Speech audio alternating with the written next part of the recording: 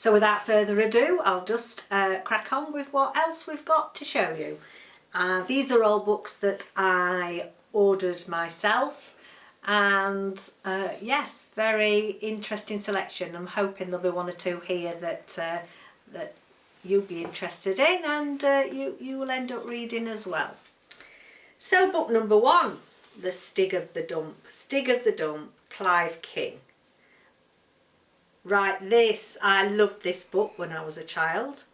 I have got my original copy still, and it's a well thumbed, well worn copy, but I decided to send for a new one because many of my books are all packed away. My youngest son's brought too many possessions back from university, and so I've had to put all my books away for the moment, just for that. So, and I wanted to read it again because I love it.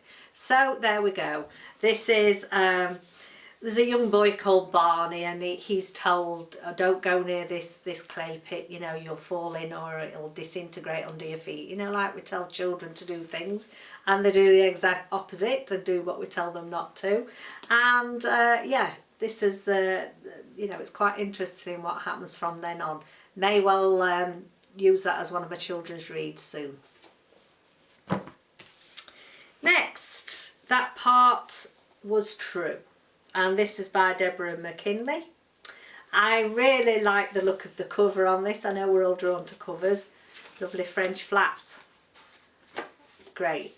Now this is a bit of sort of a love story from what I can gather, but there's a couple, man and a woman, that start corresponding, and they've never met each other, but they've got this love of food, this joined sort of hobby that they're both very interested in. So they start corresponding about different recipes, and I really like cooking, so I was drawn to this.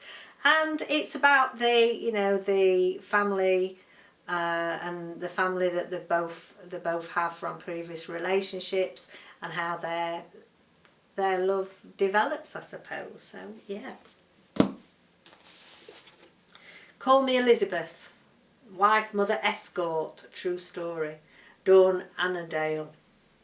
Now I was drawn to this because there's Elizabeth is she's in the middle of a divorce, and she's got to find ways and means of supporting herself and her family. Sorry about the light, it's very sun keeps coming in and out.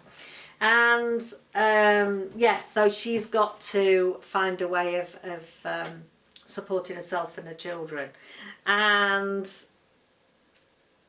it's, how can we say, it's supposed to be based on a true story, and I won't say any more, but it's quite interesting how she earns that living. That's all I'm going to say about that one.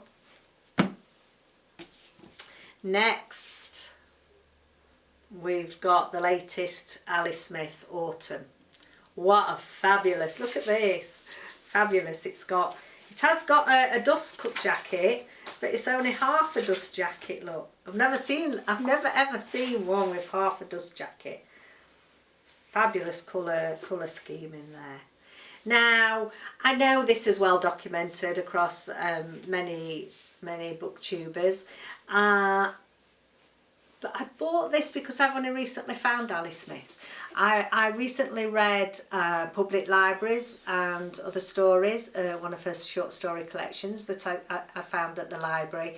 Really loved her writing style, and thought, yeah, I'm going to get some more of her work, and was excited really. Oh, sorry, I've seen excited again. You see, all this excitement's too much.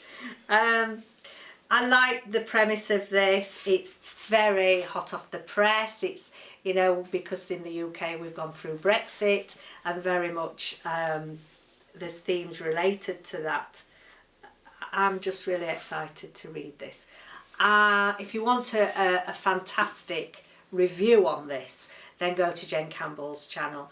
She's really put everything so succinctly in her video that no way could I go anywhere near to describing it as well as she does. So please go, I'll link a channel below.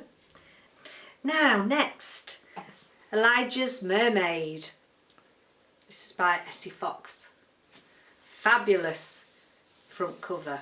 It's got a gorgeous stamping of mermaids. I don't know if you can see the mermaid there. So it's the colours of the ocean and it's a tale of mermaids. It's actually based in historian times.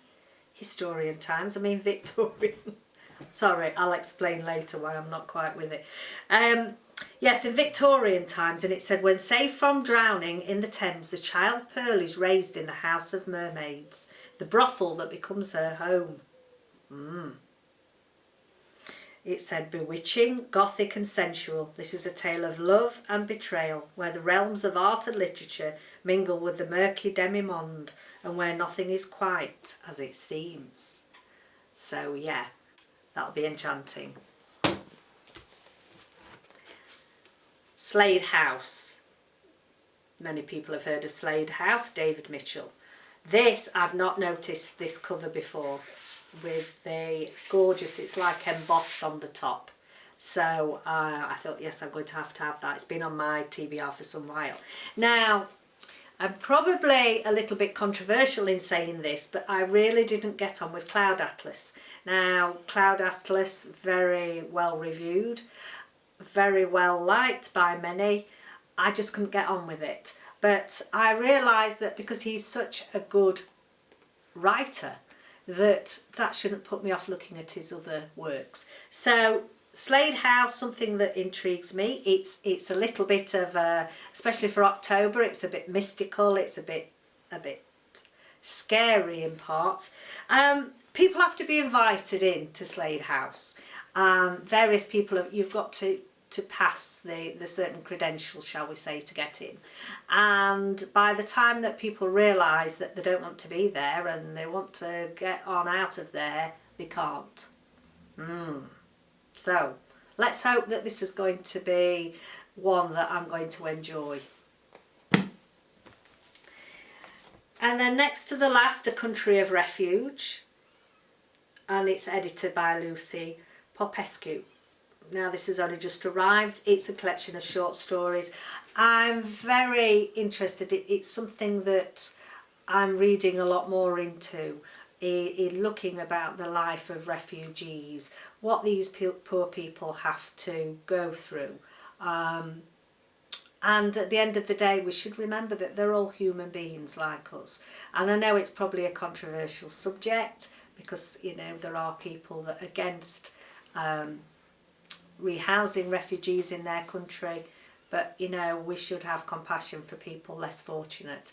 So I've already read a couple of stories in here, and one in particular is really thought-provoking, very harrowing. It wouldn't be something that I'd like to read aloud on here.